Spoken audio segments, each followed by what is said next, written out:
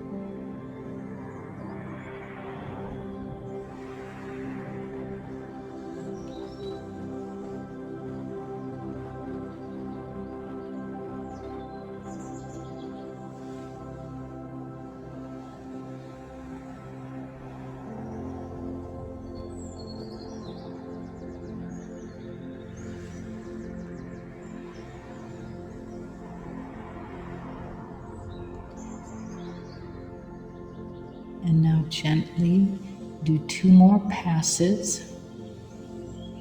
As you scoop your troubles, lift them to the sky, bring them overhead, cleanse yourself, and release. Taking a breath in, letting it build, and releasing.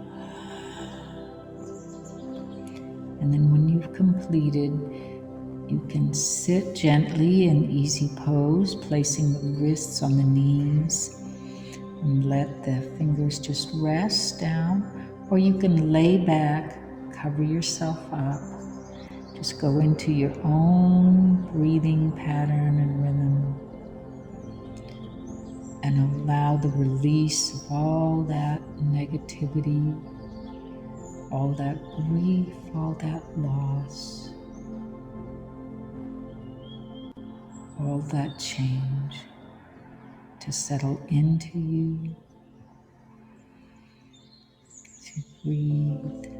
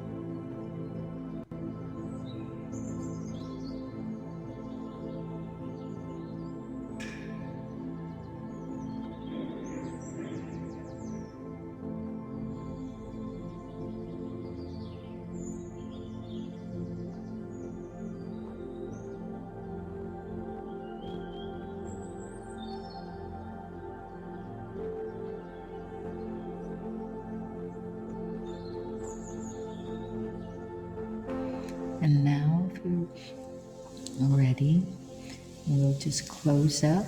And again, traditionally, all Kundalini classes are closed with this little song, this little chant. And it is a wish and a prayer for you that you walk in sunshine, be guided by love, be surrounded by love. May the long time sun shine upon you, all love surround you, and the pure light within you guide your way. May the long time sun shine upon you, all love surround you, and the pure light within you guide your way, guide your guide your way on.